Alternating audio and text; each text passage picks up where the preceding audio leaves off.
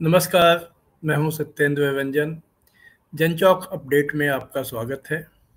आज हम एक बार फिर पश्चिम एशिया का रुख करेंगे, जहां पर युद्ध की बिसातें न सिर्फ बिछी हुई हैं, बल्कि युद्ध तो एक्चुअल में चल ही रहा है।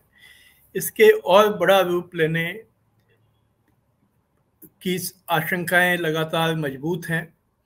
और बात सिर्फ यह नहीं अब रह गई है कि क्या ये युद्ध एक क्षेत्रीय युद्ध रहेगा, यानी पश्चिम एशिया के देशों के बीच में ही ये सीमित रहेगा, या वहाँ से ये आगे निकलते हुए एक बहुत लार्जर स्केल पर, वैश्विक स्तर पर ये तब्दील हो जाएगा, क्योंकि वो सारी परिस्थितियाँ वहाँ पर बनती हुई दिख रही हैं। अभी हम लोगों ने पहले इस बात पर एक गौर किया था कि कैसे इजराइल जो है वो लगातार ईरान पर, जो ईरान ने 1 अक्टूबर को हमला किया था, उसका जवाब देने की तैयारियों में वो जुटा हुआ है।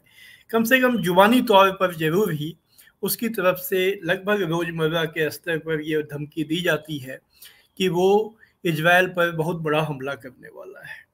लेकिन आज 16 अक्टूबर हो गया, अभी तक वो हमला किया क्यों नहीं, इसको लेकर बहुत सारे कयास हैं।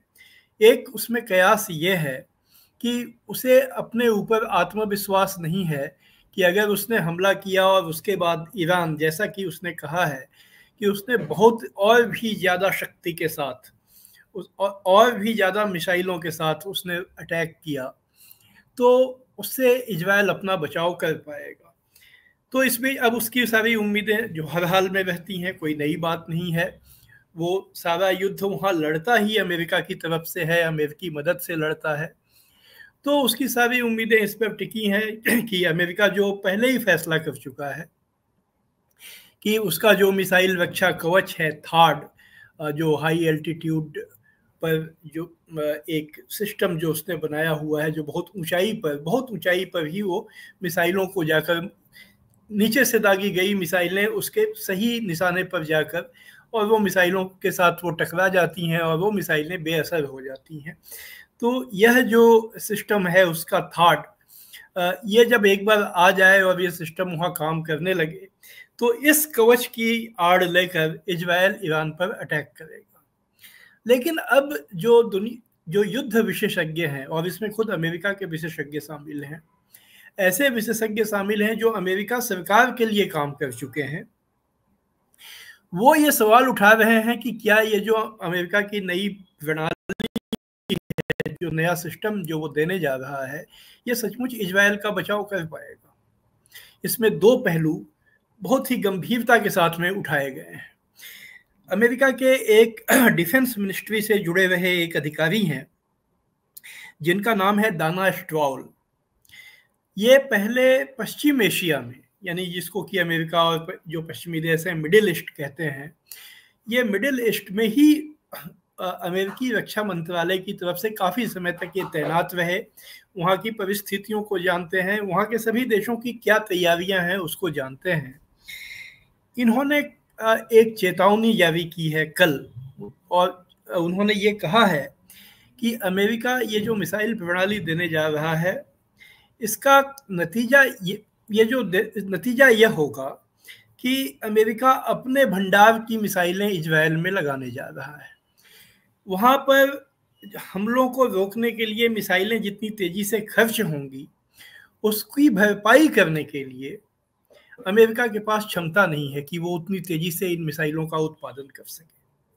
हम लोग सभी जानते हैं कि अमेरिका की उत्पादक क्षमता काफ़ी, जो न्यू लिबरल इकोनॉमी आई और पूरी उन्होंने अपनी अर्थव्यवस्था को फाइनेंशियल सेक्टर पर केंद्रित कर दिया, उसकी वजह से जो ये उत्पादन की जो अर्थव्यवस्था है, जहाँ पर चीज़ें बनती हैं, ये उसमें वो काफ़ी कमज़ोर होते चले गए। ऐसे तमाम देश, उसमें अमेरिका भी है। उन्होंने अपना एक लंबा सप्लाई चेन बना दिया, कोई चीज़ कहीं बनती है, वहाँ से आती है, फिर वो एक जगह फिट होती है। उसमें बहुत सारा सप्लाई चेन तो उन्होंने अपने देश से बाहर भेज दिया। उसमें बहुत सारे उनके जो पार्ट पुर्जे हैं वो चीन से बन के आते रहे हैं। और ये तब की बात हुई थी जब चीन के साथ उनके संबंध में उन्होंने तनाव नहीं घोला था। अब तो स्थितियां भी बदल गई हैं। तो ये दाना स्ट्रॉल ने कहा है कि अमेरिका की क्षमता उस तेजी से मिसाइल उत्पादन करने की नहीं है जिस तेजी से इजराइल में उस सिस्टम को लगाने के बाद मिसाइलें खर्च हुई, क्योंकि ये दाना स्ट्रॉल भी जानते हैं कि ईरान कोई हल्का प्लेयर अब नहीं रहा उसके पास, और वो अपनी क्षमता 1 अक्टूबर को दिखा चुका है। जिस दिन उस दिन बैलिस्टिक मिसाइलें दागी, उसने हाइपरसोनिक मिसाइल दागी, जो कि एक बहुत नई तकनीक है। ये हाइपरसोनिक मिसाइल के बारे में विशेषज्ञों ने ये बताया है कि ये मिसाइल जो जब दागी जाती है तो वो सिर्फ धरती के वातावरण में नहीं रहती है, वो अंतरिक्ष में चली जाती है और अंतरिक्ष से वो फिर धरती के परिवेश में प्रवेश करके और अपने निशाने की तरफ बढ़ती है। इन मिसाइलों के साथ एक खूबी ये होती है कि इन्हें मिसाइल दागने के बाद इनकी दिशा बदली जा सकती है। इन्हें जिस टारगेट के लिए दागा गया था, उस टारगेट को बदल के कोई और टारगेट का कमांड उनको दिया जा सकता है। ऐसी मिसाइलों का परीक्षण चीन ने भी किया है। ईरान ने जो मिसाइलों का जो उसके पास हाइपरसोनिक मिसाइलें हैं, और इसमें से कुछ मिसाइलें उसने 1 अक्टूबर को दागी थी, वो इसी क्षमता की मिसाइलें हैं या नहीं, जो चीन के पास जो क्षमता है, ये अभी इसको लेकर लोगों को के मन में थोड़ा सा संदेह है। लेकिन फिर भी हाइपरसोनिक मिसाइलें की अपनी क्षमता तो वो दिखा चुका है।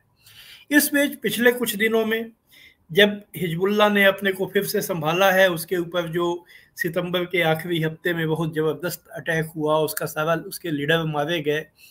अब उसके बाद जो सेकंड रैंक का लीडरशिप है, जिन्होंने उसको नया वो नेता बने हैं, उस लीडरशिप ने अब हिजबुल्लाह को कुछ संभाला है। और उसके बाद से पिछले 4-5 दिनों से हिजबुल्लाह लगातार मिसाइल, रॉकेट और ड्रोन के हमले इजराइल में कर रहा है। और आश्चर्य की बात यह है कि जो ये एक चर्चा थी कि इजराइल किसी को भी वो आसमान में ही मार गिराता है, ऐसा हो नहीं रहा है, बल्कि उनकी राजधानी तेल अवीव तक हिजबुल्लाह के जो रॉकेट्स हैं और उनके जो मिसाइल्स हैं, उन्होंने निशाना साधा है, बिल्कुल जहाँ पर उन्होंने दागा। और जो इजराइल का उत्तरी हिस्सा है, वो हिस्सा जिसकी सीमा लेबनान से लगती है, वहाँ से तो हजारों की संख्या में, बल्कि लाखों की संख्या में लोग विस्थापित हो गए हैं, क्योंकि वहाँ हिजबुल्लाह एट विल, जिसे इंग्लिश में कहते हैं, नहीं जब मन हो वो वहाँ पर निशाने साध लेता है। और उससे, उन निशानों से वहाँ पर काफ़ी एक भय का माहौल वहाँ बना हुआ है। ज़मीनी हमलों में तो खैर अभी तक इजराइल को कोई कामयाबी मिली नहीं है, बल्कि उसे काफ़ी नुकसान हुआ है। और इस बीच इजराइल ने गाजा में लगातार उसका नरसंहार जारी है उसकी तरफ से। इसके बावजूद हकीकत यही है कि वो हमास को ख़त्म नहीं कर पाया है।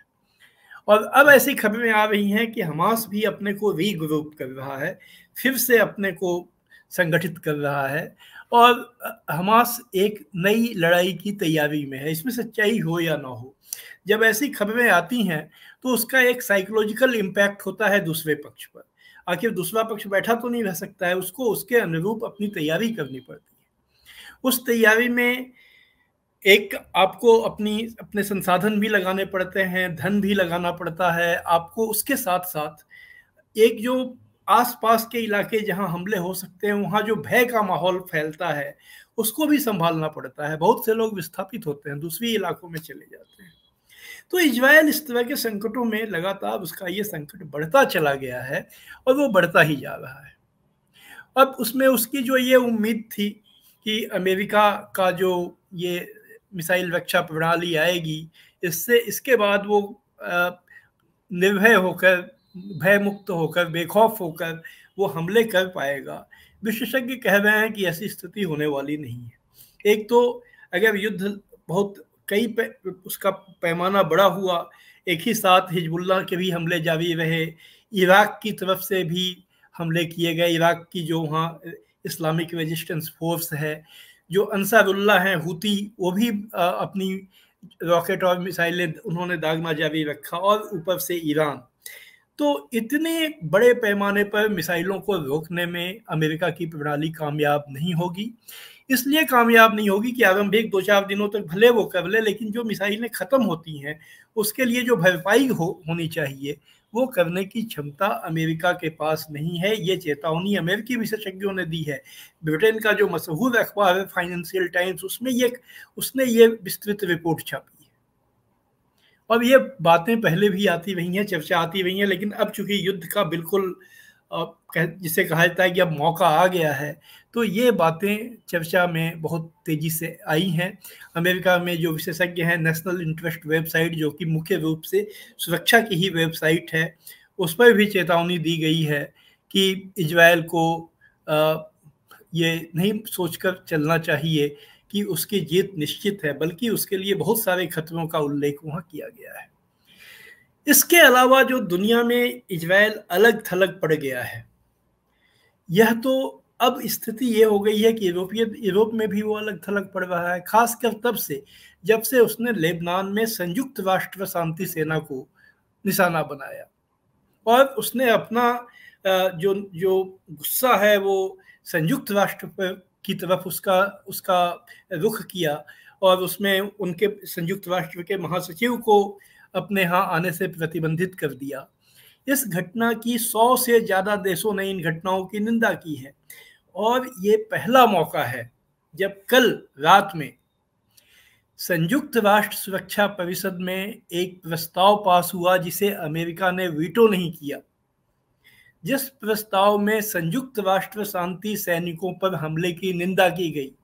अमेरिका ने इजराइल की सिर्फ इतनी मदद की कि इस प्रस्ताव में इजराइल का नाम नहीं आया, लेबनान का भी नाम नहीं आया, लेकिन दुनिया जानती है कि शांति सैनिकों पे हमला किसने किया है और कहाँ किया है, कहाँ शांति सैनिक घायल हुए हैं।